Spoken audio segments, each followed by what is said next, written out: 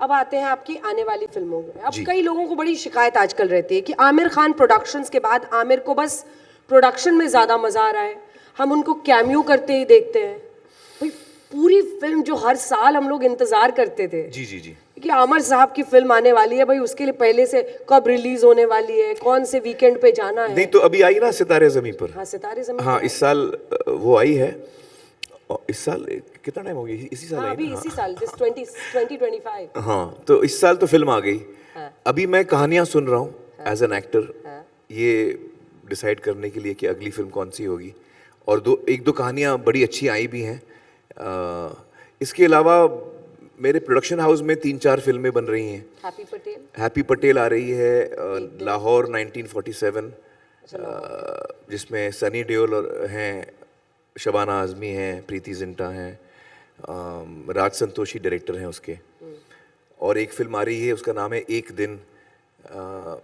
इसके डायरेक्टर नए हैं सुनील पांडे, और जुनैद मेरे बेटे उसमें लीड रोल कर रहे हैं, और साई पल्लवी हैं, बहुत ही कमाल की एक्ट्रेस हैं साउथ की। तो ये 3-4 फिल्में मैं अभी प्रोड्यूस कर रहा हूँ जो अगले साल आएंगी। हैप्पी पटेल तो जनवरी में आ रही है, और फिर अगले 2-3 महीने में सारी फिल्में आएंगी एक एक करके। हैप्पी पटेल कॉमेडी है, कॉमेडी फुल आउट। हाँ वीरदास, मोना सिंह जो लाल सिंह में मेरी माँ बनी थी, इसमें मैं उनका फादर बना हूँ। नहीं मैं नहीं देखूंगी। मोना सिंह के आप डैड बने हैं। हाँ हाँ हाँ। इससे कैसे डील किया जाए? अरे देखिए देखिए एक्टर्स जो हैं, एक्टर का मतलब ही वो होता है कि वो आप वो किरदार करें जो आप ना हो। तो मुझे अक्सर अजीब लगता है जब लोग आजकल बड़ा डिस्कशन होता है कि भाई आप अगर, ये पूरे वर्ल्ड में डिस्कशन हो रहा है कि अगर आप एक एथनिसिटी के नहीं हैं, हाँ।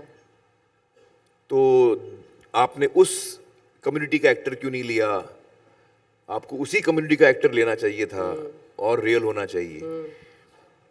मेरी सोच थोड़ी अलग है। एक्टर वही है जो वो काम करता है जो वो नहीं है। आप समझ रहे हैं मैं क्या बोल रहा हूँ?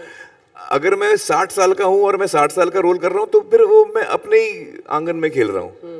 लेकिन अगर मैं 60 साल का हूं और मैं 25 साल के किरदार का रोल कर रहा हूं, तब मैं एक्टिंग कर रहा हूं, मैं अलग बन के दिखा रहा हूं आपको। तो एक्टिंग वही होती है जब वो जो आप नहीं हैं वो आप करके दिखा रहे हैं, उसी को तो एक्टर बोलते हैं। वरना वो रियल हो जाएगा, फिर आप रियल लोगों को लो। तो आई थिंक आप इस बात से सहमत नहीं है कि भाई अगर इंडियन कोई प्ले कर रहा है इंटरनेशनल फिल्म में तो वो कोई फॉरेनर ना हो? आप मुझे देखने के वक्त डिस्टर्ब नहीं होना चाहिए, आंखों में ना खटके, मुझे लगे कि हाँ आप ही हो वो। अभी देखिए गांधी हमने देखी है, रिचर्ड एटनबर्ग की गांधी, उसमें जो लीड एक्टर है उनका नाम बेन किंग्सली। तो वो तो ब्रिटिश एक्टर है, but he place Gandhi, he played it well. जो जिस तरह उन्होंने प्ले किया हमको अच्छा लगा, हाँ सारे इंडियंस को अच्छा लगा, तो हमने ऑब्जेक्ट नहीं किया। वो अच्छा लगना चाहिए। आप एज एन एक्टर जो निभा रहे हैं वो आप वाकई में निभाएंगे तो मैं उस चीज को आई बिलीव दैट। पर मैं एकदम हिंदी ऑडियंस की तरफ से आपसे बात करती हूँ, भाई अब इनकी इतनी उम्र हो गई है, देखो 15-20 साल की लड़की के साथ स्क्रीन पर रोमांस कर रहे हैं, ये क्या है? How do you respond to that? देखिए कभी कभी वो कहानी की रिक्वायरमेंट होती है, कभी कभी as is part of the requirement of the story. और उसके अलावा अल्टीमेटली अगर आप कुछ हिमाकत कर रहे हैं, और हम सब कभी ना कभी हिमाकत करते भी हैं, तो जब हम हिमाकत करते हैं तो हमारी फिर नहीं चलती है ना, हम लोग ऑडियंस हमको बता देती है कि भैया आप गलत कर रहे हो।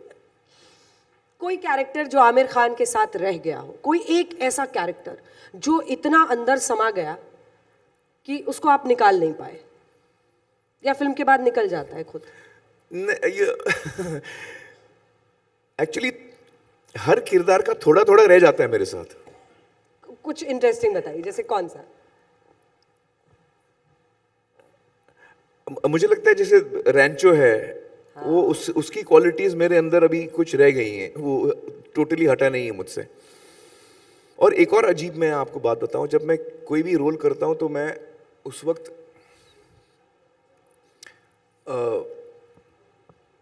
थोड़ा बहुत वो एनर्जी आ जाती है मुझ में।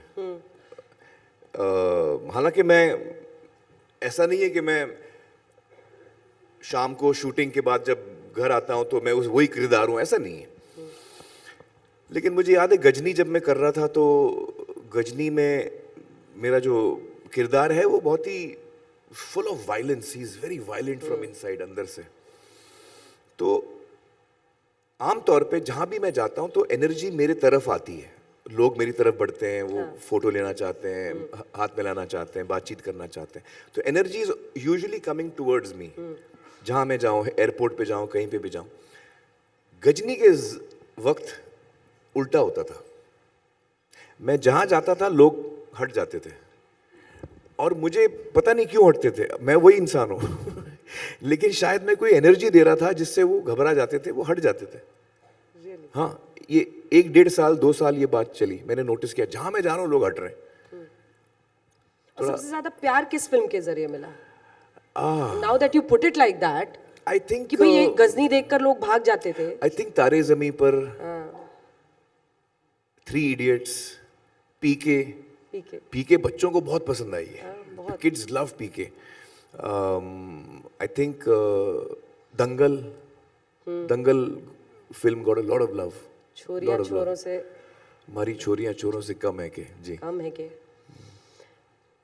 एक्टर अच्छा लगता है आपको? मतलब मुझे हमेशा लगता है कि आप एक्टर हैं, आप एक परफॉर्मर हैं, आपको ऑडियंस को बांध के रखने में अच्छा लगता है, तो वो आपको पसंद है या किसी और का शो, एक्टर, कोई डायरेक्टर, कोई प्रोड्यूसर, कोई सिर्फ प्रोडक्शंस आपका? नहीं, प्रोडक्शन में अपना एक अलग मजा है, और हालांकि मैं एक्टिंग ज्यादा एंजॉय करता हूँ, लेकिन प्रोडक्शन में भी मुझे मजा आता है कि देखिए हर फिल्म तो मैं नहीं कर सकता।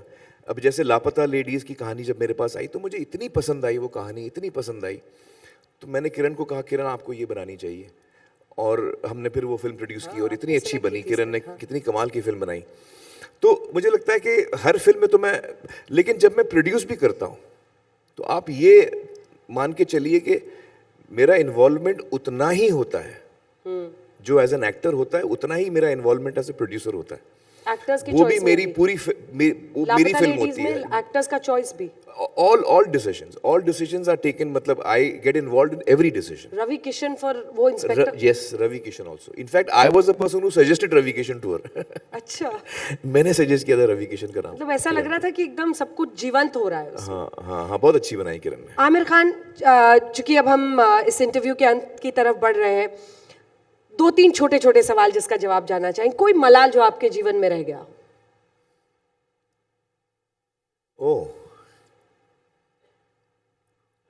नहीं, आई थिंक ऐसा कोई खास मलाल नहीं है।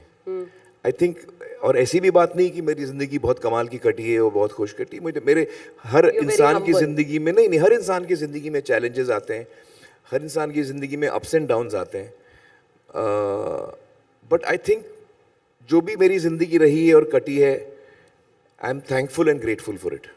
आपकी फिल्म मेकिंग का लगभग 4 दशक यादों की बारात के बाद और फिर लगभग 30 इयर्स ऑफ एक्टिव सिनेमा, आप क्या वो एक मंत्र देंगे?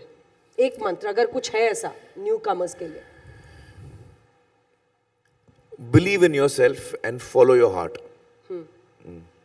And one more thing I would say, because इंसान को प्रैक्टिकल भी रहना चाहिए उसके साथ साथ, कि don't ever compromise on your dreams, you know, but sometimes you have to compromise to achieve your dream.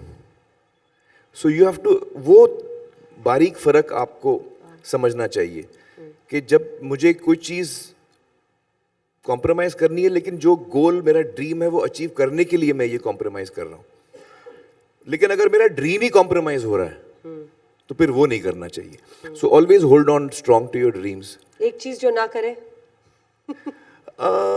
लोगों का दिल ना दुखाएं, बस मेरे लिए वो एक मंत्र है जो अम्मी से सीखा है मैंने।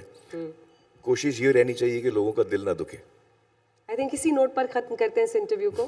बहुत बहुत धन्यवाद। Thank you Anjana. I think जो काइंडनेस की आप बात कर रहे हैं, द वर्ल्ड नीड्स काइंडनेस अभी, कि हम दूसरों का दिल ना दुखाएं और कुछ ऐसा करें जिससे सबको खुशी मिले और सब खुश रहें। जो आपने फिल्म इंडस्ट्री में किया है, आपके बराबर कोई खड़ा नहीं है, इतनी बात की गारंटी हम सब यहाँ पर दे सकते हैं।